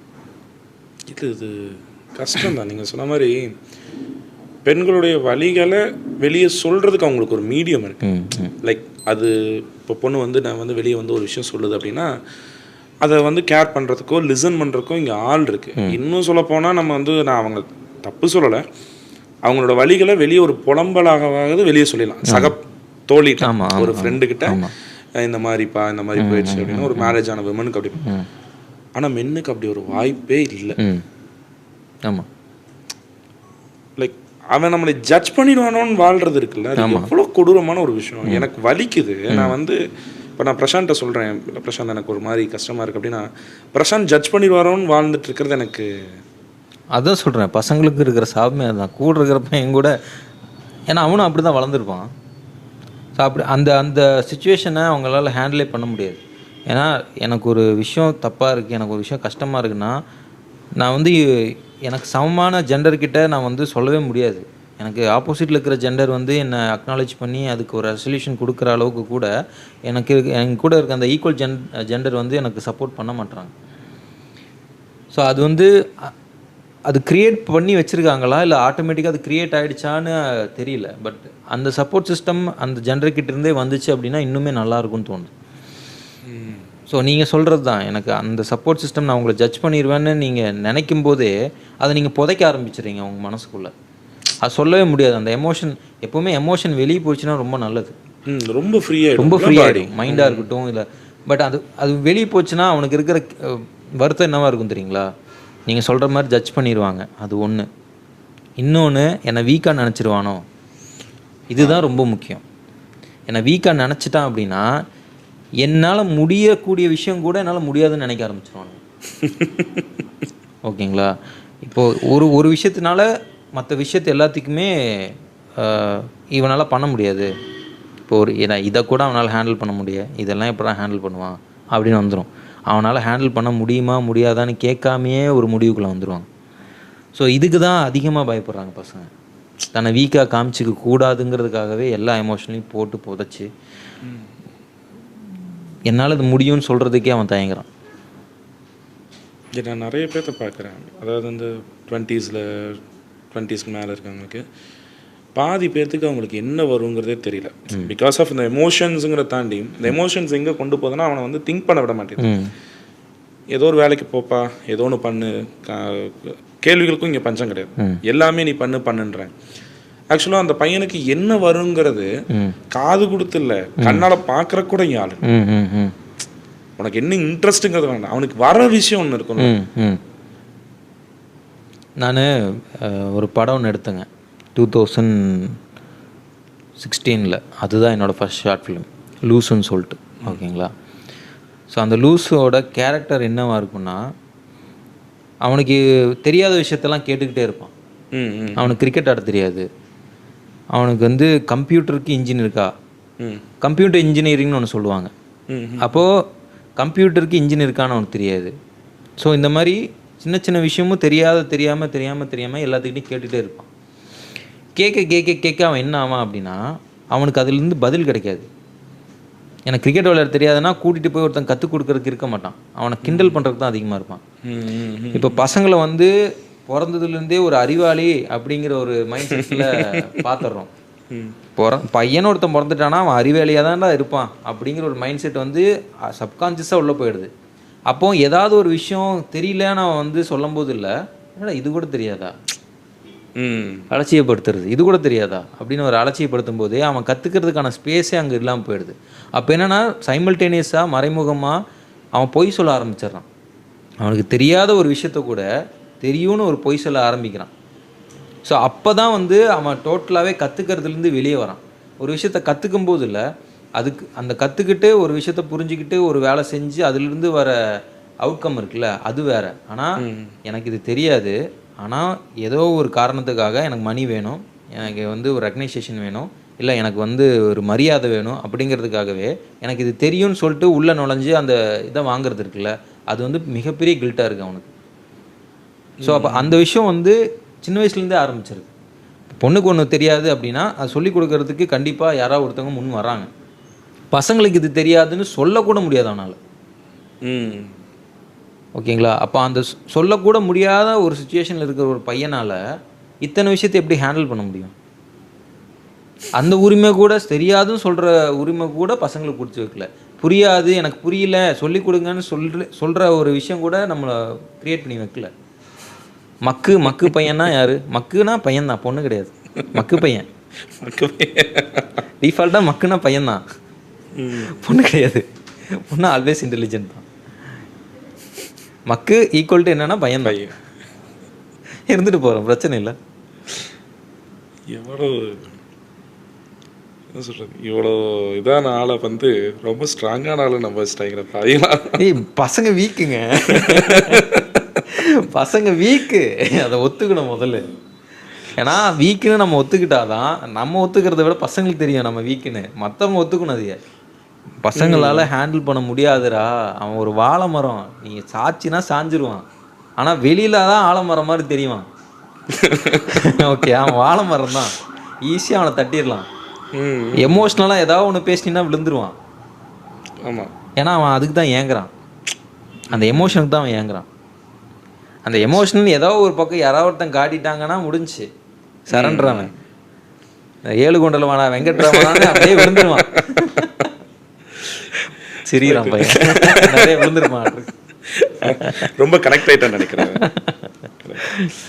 ஆக்சுவலாக இதனால தானே என்னமோ தெரில, பசங்களோட ஃப்ரெண்ட்ஷிப் கேங் வந்து ரொம்ப பெருசு, சீக்கிரம் கனெக்ட் ஆயிடுவாங்க. ஆமாம், பிள்ளைய கூட அவ்வளோ சீக்கிரம் வந்து ஒருத்தரோட போய் இதாகாது, சீக்கிரமாக அது பசங்க கனெக்ட் ஆயிடுறாங்க. ராபிட் ஆனர்லேருந்து ஜொமேட்டோ ஓட்டுறாங்க, சும்மா வழி சொல்ற செக்யூரிட்டி என்ன வரைக்கும். ஆமாம், சும்மா போய் பேச்சு கொடுத்தீங்கன்னா போதும். ஏன்னா பேசுறதுக்கு ஆள் இல்லை அவர்கிட்ட.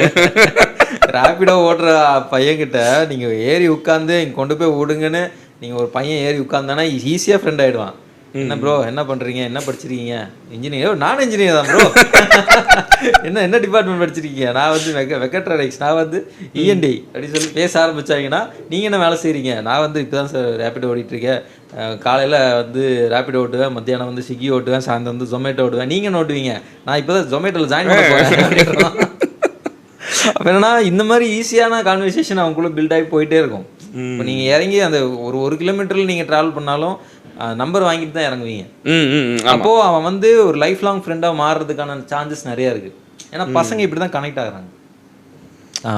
அவன் சொன்ன ஒரு ஸ்டோரி, அவன் லைஃப்ல நடந்த ஒரு லைஃப்ல எல்லாத்தோட லைஃப்ல நடந்திருக்கு. எனக்குமே நிறைய நடக்குது இல்லை, நம்மளும் எங்க போனாலும் டக்குன்னு ஒருத்தர் வந்து சிரிச்சு எப்படி இருக்கீங்க அப்படின்னா போதும், சிரிக்கிறியே வா அப்படின்னு சொல்லி பேச ஆரம்பிச்சு. என்னடா பையன் நடந்து சிரிக்கிற, சிரிப்பெல்லாம் வருமா உனக்கு? சிரிக்கிறடா, அழகா இருக்கா, வாடா சிரிப்போம் அப்படின்னு சொல்லி உட்காந்து. அது ஒரு மாதிரி ஒரு வைப், அது பசங்களோட வைப். ஆமா, இன்னொன்னு பசங்க கேங்குக்குன்னு ஒரு இது இருக்குதுங்க. டீக்கரில் உட்காந்து என்னதான் பேசுவோம். ஆமா ஆமா, அது வந்து டைம், அது வந்து ப்ரைஸ்லெஸ்ஸான ஒரு சுச்சுவேஷன். அது நீங்கள் போனீங்கன்னா 1 மணி நேரம் 2 மணி நேரமெல்லாம் 1 நிமிஷம் 2 நிமிஷம் மாதிரி காத்தா பறந்துடும். ஆனால் இன்னொரு இருக்குது, அந்த 1 மணி நேரம் 2 மணி நேரம் மட்டும்தான். அது முடிச்சுட்டு வந்ததுக்கப்புறம் அவ்வளோதான் முடிஞ்சு. அதுக்கப்புறம் என்னடா இது அப்படிங்கிற மாதிரி இருக்கும். நிறைய பேர் மிஸ் பண்ணுறதே அதுதான். ஒரு ஃபேமிலி ஆகிடும், இல்லை ஃபேமிலிக்காக ஏதோ ஒன்று பண்ணிகிட்ருப்பாங்க. அந்த ஃப்ரெண்ட்ஸ் மீட் பண்ணி அந்த ஒரு 1 hour ஸ்பெண்ட் பண்ண அந்த டைம் இருக்குல்ல, திருப்பியும் அவங்க ரீக்ரியேட் பண்ணி கொண்டு வரதுக்கான கஷ்டம் இருக்குல்ல, அதை எல்லாருமே இனிஷியேட் பண்ணுவாங்க. அந்த 10 பேர் ஒரு கேங்கில் இருக்காங்கன்னா அந்த 10 பேரும் இனிஷியேட் பண்ணுவாங்க. ஆனால் 10 பேர்னாலும் திருப்பி அந்த சுச்சுவேஷனை வந்து ரீக்ரியேட் பண்ண முடியாது. இப்போ வரைக்கும் அவங்களுக்கு வந்து கோவா ட்ரிப்பு இல்லை வந்து தாய்லாந்து ட்ரிப்பெல்லாம் கனவாக தான் இருக்கும். ஆனால் அந்த டீ கடைங்கிறது ஒன்று இருக்குல்ல, அந்த டீ கடை வந்து இது எல்லாத்தையும் விட அது சாட்டிஸ்ஃபைங்காக இருக்கும். ஒரு டீ 4 ஃப்ரெண்ட்ஸ் அவ்வளோதான், முடிஞ்சு. 1/2 போட்டு 3/2 போட்டு 3/4 எல்லாமே முடிச்சு ஒரு 2 மணி நேரம் எல்லாத்தையும் கொட்டிட்டு உள்ளே வந்தால் மறுபடியும் லோட் பண்ணுறதுக்கு நிறைய இருக்கும். இதுவே ஒரு ஹீலிங் தெரப்பி தானே. பசங்க கிட்ட வந்து ஜட்ஜ் பண்ணுறாங்கிறத தாண்டி ரொம்ப ஈஸியாக எடுத்துக்குவாங்க. இப்போ மச்சா என்ன அடியா ஈஸியாக போயிடும். ஆமாம் ஆமாம், எதுவாக இருந்தாலும் அந்த ஒரு டீ இல்லை 2 டீயில் அதுவே ஒரு ஹீலிங் ப்ராசஸ் ஆகிடும். ஆமாம் ஆமாம், கஷ்டத்தையெல்லாம் புலம்பிடுறான் எனக்கு எங்கள் ஆஃபீஸில் அப்படி இப்படின்னு. அது ஒரு மாதிரி ஜாலி வைப் ஆக்சுவலாக. அவனுக்கு சீரியஸ்னஸ்னா என்னென்னு தெரியாமல் இருக்கிற ஜோன் அது. Correct correct correct. எவ்வளோ பெரிய விஷயமா இருந்தாலும் இப்போ வந்து ரொம்ப ஃப்ரஸ்ட்ரேஷனாக இருக்கிறதுக்கு காரணம்னா இந்த மாதிரி ஒரு சான்ஸ் கூட கிடைக்க மாட்டேங்குது. ஒரு வேலைக்கு போய் ஒரு ஃபேமிலியை வந்து லீட் பண்ணுற ஸ்டேஜ் வந்துருச்சுனாலே அவனுக்கு இந்த ஜோனே கிடைக்க மாட்டேங்குது. அது அப்பப்போ கிடைச்சா கூட ஓரளவுக்கு ரெடியாகி வந்துடுவான். இந்த ஜோனு கிடைக்காதனால அவன் ரொம்பவுமே கஷ்டப்படுறான். அதுவும் கல்யாணம் ஆகிடுச்சுன்னா ரொம்ப கஷ்டம், முடிஞ்சு. ஞாயிற்றுக்கிழமை அப்படிதான் வரணும். நான் அதில் கொஞ்சம் லக்கி தான். எனக்கு வந்து நான் வாரம் இப்போ கிரிக்கெட் ஆடிட்டு இருக்கேன். நான் கிட்டத்தட்ட கல்யாணம் ஆனதுலேருந்து அதை கரெக்டாக மெயின்டைன் பண்ணிட்டேன் சொல்லிடுறேன். நான் இந்த மாதிரி சரி வீட்டுக்கு போகணும்ல, இல்லை அது ஓகே தான், யாராலும் போகணும் இல்லையா கிரிக்கெட்டுக்கு இப்போ வந்து ஓகே தான். பட் நிறைய பேர் வந்து எங்கள் டீமில் இருக்கிற அந்த 11 பேருமே அப்படி தான் இருக்காங்களான்னா கிடையாது. சில பேர்லாம் பெரிய ஹடல்ஸு, அந்த ரிங்கில் அந்த தீயை சுற்றி சிங்கம் வந்து வெளியே குதிக்கும், அதை தாண்டி வர மாதிரி தான் வருவாங்க. ஓகேயா? ஸோ அந்த மாதிரி தான் ஒரு கிரிக்கெட்டு விளையாடுறதுக்கு சண்டே போகணுன்னா அவ்வளோ கஷ்டம் இருக்கும். அதெல்லாம் தாண்டி தான் வர்றாங்க, வேறு வழி இல்லை. அதெல்லாம் அது அந்த ஒரு நாள் அவன் கொஞ்சம் சந்தோஷமாக இருப்பான். நான் அதுக்குமே வீடியோ போட்டிருக்கேன். கிரிக்கெட்டு வந்து ஏன் வந்து பசங்களுக்கு ரொம்ப பிடிக்கும் அப்படிங்கிறதுக்காக ஒரு வீடியோ போட்டிருக்கேன். அந்த டைமில் தான் அவனுக்கு வந்து அவனோட அடையாளத்தை அவன் கிரியேட் பண்ணுறான். அவன் வந்து கீப்பரா, பவுலரா, பேட்ஸ்மேனா அப்படிங்கிறது அந்த சண்டே ஒரு நாள் தான் அவனுக்கு தெரியும். அப்போ அவனுக்கு என்ன சாட்டிஸ்ஃபை ஆகுதுன்னா, நான் நினச்ச அடையாளத்தை நான் உருவாக்கிட்டு இருக்கேன், நான் பேட்ஸ்மேன் தான் அப்படின்னு நானும் நம்புகிறேன், என் டீமும் நம்புது. ஸோ அப்போ அந்த சாட்டிஸ்ஃபேக்ஷன் இருக்குல்ல, அந்த சாட்டிஸ்ஃபேக்ஷன் வந்து அந்த சண்டே ஒரு நாள் கிடைக்கும் போது இல்லை, அதை மிஸ் பண்ணவே கூடாதுன்னு தான் பசங்க நினைக்கிறாங்க. ஸோ அதுக்காக தான் ஓடுறாங்க. அவனா இருக்கான் அங்க அந்த 2 மணி நேரம் நானா இருக்கேன் பேட்ஸ்மேன். எனக்கு என்ன வருங்கிறதையும் அவன் சொல்லுவான், எனக்கு என்ன வராதுன்னு சொல்லுவான். அங்கதான் ஓப்பனா இருப்பான். பவுலிங் பால் எடுத்து கையில கொடுத்தாலும் எனக்கு பவுலிங் வராது, நான் பேட்டிங் மட்டும் பண்ணிக்கிறேன்னு சொல்றது அந்த சண்டே மட்டும்தான். அப்ப அங்க உண்மையா இருக்கான் அவன். அப்போ அந்த ஒரு நாள் நான் உண்மையா இருக்கிறதுங்கிறது அவன் வந்து வாழ்நாளில் கிடைக்காத ஒரு விஷயமா இருக்கு. அப்போ வாரம் நான் உண்மையாக இருக்கிற அந்த ஒரு நாளுங்கிறத நான் மிஸ் பண்ணக்கூடாது அப்படின்னு சொல்லி நினைக்கிறதுனால தான் ஒவ்வொரு பசங்களும் மட்டையை தூக்கிட்டு போகணும் அப்படின்னு சொல்லி நினைக்கிறாங்க. மட்டை மட்டும் இல்லை, ஃபுட்பாலுக்கு போகிறான், ஷட்டில் போகிறான், அவனுக்கு வந்து அது தேவைப்படுது. அவனோட அடையாளத்துக்குள்ளே அவன் இருந்து வாழ்ந்து பார்க்குற அந்த ஒரு நாள் அவனுக்கு தேவைப்படுது. ஸோ அதுக்காக தான் அவங்க வந்து அவ்வளோ ஏங்குறாங்க. இதை வந்து ஒய்ஃபாக இருக்கட்டும், கேர்ள்ஸாக இருக்கட்டும், லவ்வராக இருக்கட்டும், இதெல்லாம் புரிஞ்சுக்கிட்டாங்கன்னா ரொம்ப நல்லா இருக்கும். நான் அந்த வீடியோ போட்டதுக்கப்புறம் அவ்வளோ கமெண்ட்ஸ் அதில் வந்துச்சு. எனக்கு அப்போ தான் வந்து எந்த அளவு என்னன்னா, கீழே பார்த்தீங்கன்னா நான் வந்து என் கேர்ள் ஃப்ரெண்டுக்கு அனுப்பிச்சிட்டேன் ப்ரோ, நான் வந்து என் ஒய்ஃபுக்கு அனுப்பிச்சிட்டேன் ப்ரோ, என் ஒய்ஃபுக்கு வந்து ஒரு 10 வாட்டிக்கு அனுப்பிச்சேன் ப்ரோ, இப்படிலாம் இருக்குது கமெண்ட்ஸு. அப்போ அவன் தேடுறான் ஏதாவது ஒன்று என்ன ரெப்ரசன்ட் பண்ணி. அவனால் பேச மாட்டீங்களா? அவனுக்கு பேச தெரியாது ப்ரோ உண்மையாலுமே. சீரியஸாக அவன் மனசில் இருக்கிற விஷயத்த அவனுக்கு எக்ஸ்பிரஸ் பண்ணவே தெரியாது. அது யாராவது ஒருத்தங்க இந்த மாதிரி வீடியோவாக எடுத்து போட்டாங்கன்னா, இப்போ நீங்கள் எந்த வீடியோவாக இருக்கட்டும், ஷேரிங் கேப்பபிலிட்டி பார்த்தீங்கன்னா அதிகமாக பசங்க தான் இருப்பாங்க. அவங்க தான் ஷேர் பண்ணியிருப்பாங்க அதிகமாக. ஏன்னா அவனுக்கு பேச தெரியாது. அவன் ஏதாவது ஒருத்தங்க பேசினாங்கன்னா எடுத்துக்கு காட்ட தான் தெரியுமே தவிர தான் மனசில் நினச்ச விஷயத்த அவனால் பேச முடியாது. கரெக்ட். இப்போ ஒத்துக்கிறீங்களா பசங்க வீக்குன்னு? இல்லை, அதுதான் நான் சொல்கிறேன். வலிச்சுதான் வலிக்குதுன்னு கூட சொல்ல தெரியாத ஆளுக்கு எனக்கு என்ன தேவைன்னு சொல்லவா தெரியும்? கண்டிப்பாக தெரியாது. அது தெரியும் நம்ப வச்சு அவனை ஏமாத்திட்டு இருக்கிறதுனால அவன் வந்து சொல்லணும். அவன் வந்து எப்போல்லாம் ஓப்பன் அப், இப்போ நான் வந்து இப்போ என்னோட கம்யூனிட்டின்னு ஒன்று இருக்குல்ல, இப்போ நான் வந்து இன்ஸ்டாகிராமில் ஒரு ஃபாலோவர்ஸ் இருக்குன்னா, அந்த ஃபாலோவர்ஸ் ஃபுல்லாகவே நான் பசங்களை பற்றி பேசி பசங்களுக்கோட எமோஷனுக்காக சப்போர்ட் பண்ணி தான் இது வந்திருக்கு. இது மாதிரி ஒரு நிறைய க்ரியேட்டர்ஸ் வரணும்னு நான் எதிர்பார்க்குறேன். பசங்களை பற்றி பசங்க பேசுகிற அந்த கம்யூனிட்டிங்கிறது க்ரியேட் ஆகும். அந்த மாதிரி க்ரியேட் ஆச்சுன்னா அதை விட ஒரு பெரிய சந்தோஷம் பசங்களுக்கு இல்லை. ஸோ அந்த மாதிரி கம்யூனிட்டி வளரணும்னு நான் எதிர்பார்க்குறேன். ஏன்னா அப்போ தான் வந்து பசங்க என்ன எக்ஸ்பிரஸ் பண்ணுறாங்க, என்ன எதிர்பார்க்குறாங்கன்னு ஆப்போசிட் ஜென்டரான ஃபீமேலுக்கு தெரியணும். இல்லை, அவங்களுக்கு ஒரு பிரச்சனை வரும்போது ஒரு கேங் சேர்ந்தது இல்லை. ஆமாம் ஆமாம். அந்த கேங்கில் பையன் இருந்தான்ல, அவனும் போர்க்கொடியெல்லாம் தூக்குனா சண்டை போட்டால் அவங்க கூட ரோட்டுக்கு வந்தாங்க. இப்போ எங்களுக்கு பிரச்சனை இருக்குல்ல. ஆமாம். யாருமே வரலையே. அதான் சொல்கிறேன், அவனை எக்ஸ்பிரஸ் பண்ண தெரியாது. இப்போ வீட்டிலே இருந்தாலும் அவனுக்கு எக்ஸ்பிரஸ் பண்ண தெரியாது. யாராவது ஒருத்தங்க சப்போர்ட் இந்த மாதிரி பேசினாதான் அவனுக்கு வந்து எடுத்து அவன் ஓப்பன் அப் ஆகணும்ல. இப்போ நம்ம எல்லாருமே வந்து நம்ம அப்பாவை பார்த்து வளர்ந்துருப்போம். ஸோ பசங்களுக்கு எப்போவுமே பார்த்தீங்கன்னா அப்பாவை பார்த்து வளர்றதுன்னு ஒன்று இருக்குல்ல. இப்போ பார்த்து ஏதாவது ஒன்று கற்றுக்கிட்டாங்கன்னா அவனால் ஈஸியாக கற்றுக்க முடியும். அவனாக ஒன்று பண்ண சொன்னால் பண்ண முடியாது அவனால். கரெக்ட். அவனுக்கு ஒரு எக்ஸாம்பிள் தேவைப்படுது எப்பவுமே. அதுதான் வந்து விஜய் சாராக இருக்கட்டும், அஜித் சாராக இருக்கட்டும், ரஜினி சாராக இருக்கட்டும், கமல் சாராக இருக்கட்டும், இத்தனை பேர் வந்து ரிஃப்ளெக்ட் பண்ணுறது தான் அவங்களுக்கான ஒரு அடையாளமாக பார்க்குறாங்க. பசங்களுக்கு எப்பவுமே ஒரு யாராவது ஒருத்தவங்க முன்னாடி இருக்கணும், பார்த்து கற்றுக்கிறதுக்கோ இல்லை அவங்கள மாதிரி ஆகணும்னு நான் வந்து ஒரு கோல் செட் பண்ணுறதுக்கோ யாராவது ஒருத்தன் வேணும்.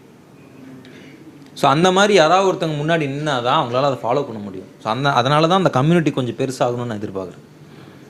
காட்ரேஸ் முன்னாடி நிற்கிறவங்களாவது கொஞ்சம் ரெஸ்பான்சிபிளோட இருந்தால் பரவாயில்ல. ஆமாம் ஆமாம் ஆமாம். மாற்றி விட்டுட்டாங்கன்னா கொஞ்சம் கஷ்டம்தான். அதுவும் எல்லா பக்கம் அடி வாங்கினா என்ன பண்ண, வேறு வழி இல்லை. ஆனால் ஒரு ப்ராப்பரான ஒரு ஹெல்த்தியான கம்யூனிட்டி இந்த மாதிரி க்ரியேட் ஆச்சுன்னா பசங்களோட மைண்ட் செட் கொஞ்சம் மாறும். நிறைய விஷயத்தில் நான் ஒன்று சொல்லியிருந்தேன் ப்ரோ, எனக்கு என்னென்னா பசங்களை ஈஸியாக ஒரு விஷயத்துக்கு அடிக்ட் பண்ண முடியும். உண்மைதான்.